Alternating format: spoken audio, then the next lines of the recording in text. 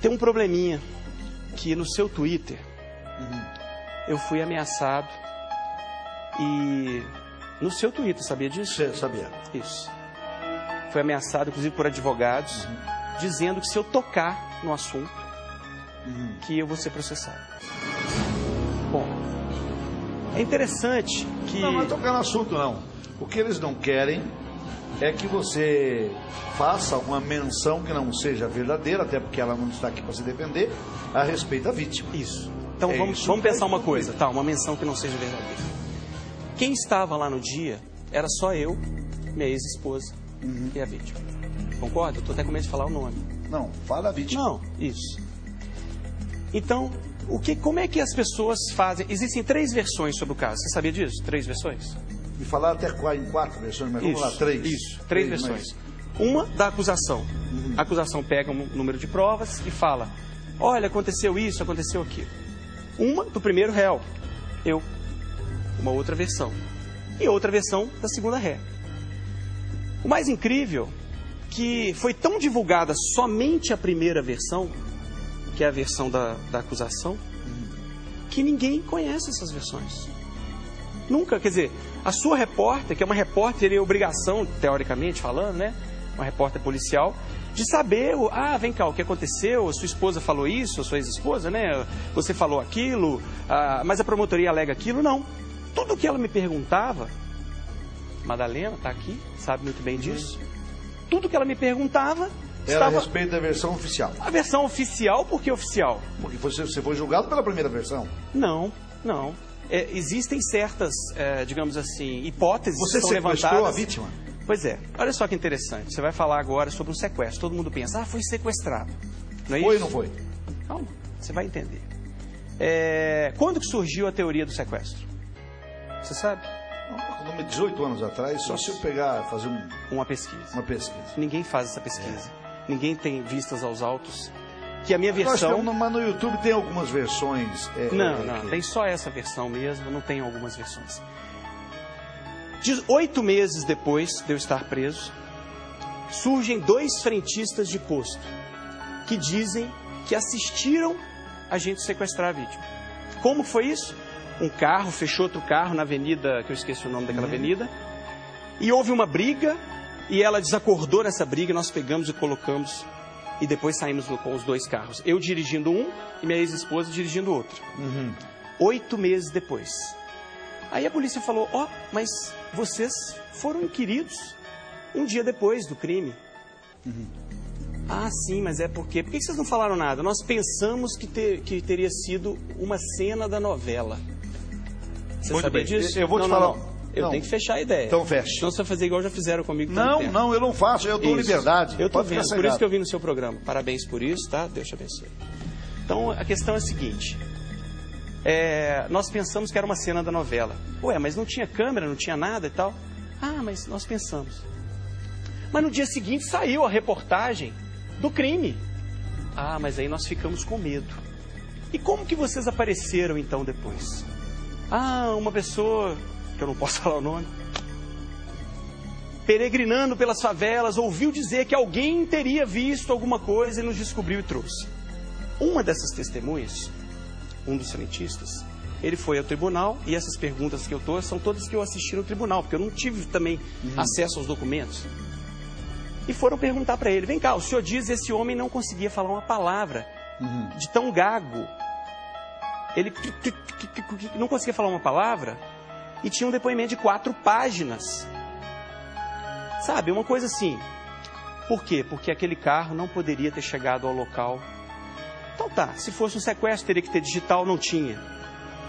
Teria que ter uma série de coisas que a perícia fala, enfim. Mas eles vão colocar uma pessoa de terno e gravata amanhã em outra emissora dizendo, não é nada disso. E o público que está em casa... Nós estamos com uma boa audiência agora. Sim, mas o público vai se esquecer porque vai ver um terno e uma gravata e o homem fala, não, mas eu sou o doutor fulano e o que aconteceu? Bom, então eu não vou, sinceramente, eu me sinto coagido.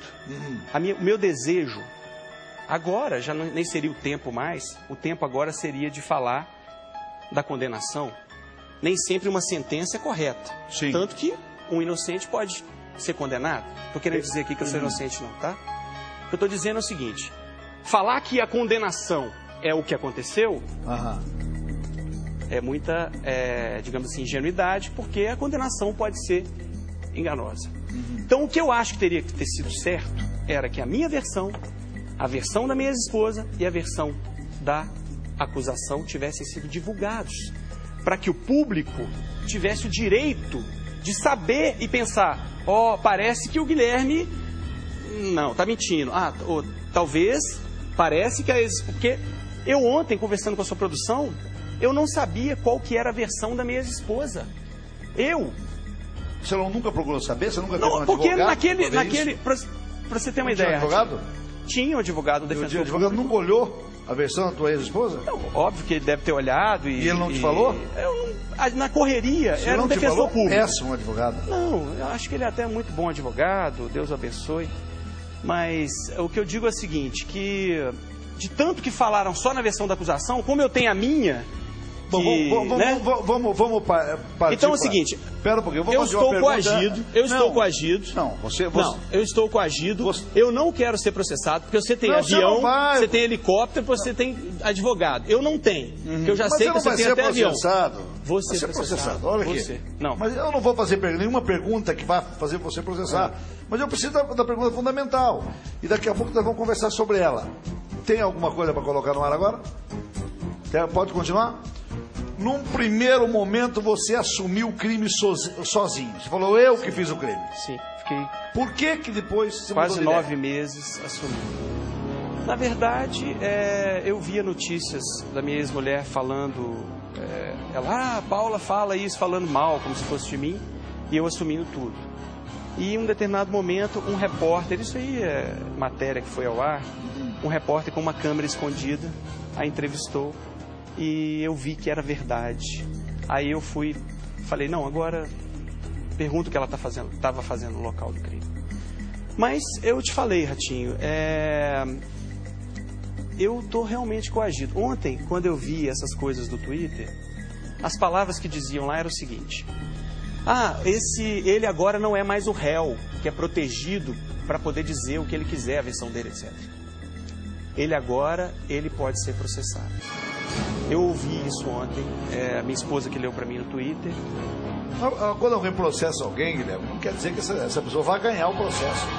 O processo é uma discordância que pode ser julgada pela justiça depois.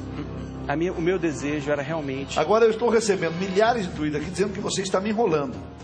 E eu já te falei no começo que eu não tenho como... Por que você matou a Daniela? Eu não vou... Para eu contar para você a minha versão, olha só, Ratinho, eu não tenho como contar sem falar, porque você quer que eu então conte para você a versão da acusação? É isso? Da acusação eu já sei. E eles continuam botando. É diferente? Colocando. É diferente da Claro acusação? que é diferente. Aí caberia você acreditar ou não. Sua repórter, eu falei com ela. E falei mais. Eu posso falar o que ela me falou? Eu não vou ficar aqui, sim ou não. Não vou porque é a mesma coisa.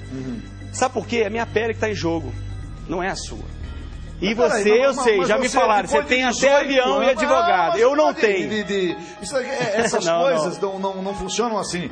O que o Brasil está agora, nós estamos agora com mais de 15 milhões de pessoas te assistindo, pelos meus cálculos aí, que querem saber a mesma coisa. Se você não contar pelo menos isso, eu sei que você quer falar da sua transformação, nós já mostramos a sua transformação, eu sei que você hoje está na igreja, nós já mostramos isso para o Brasil inteiro também hoje. Foi sim, Só que o Brasil inteiro quer saber por quê, o motivo, o porquê, por que aconteceu esse crime, de um cara que nunca tinha cometido crime.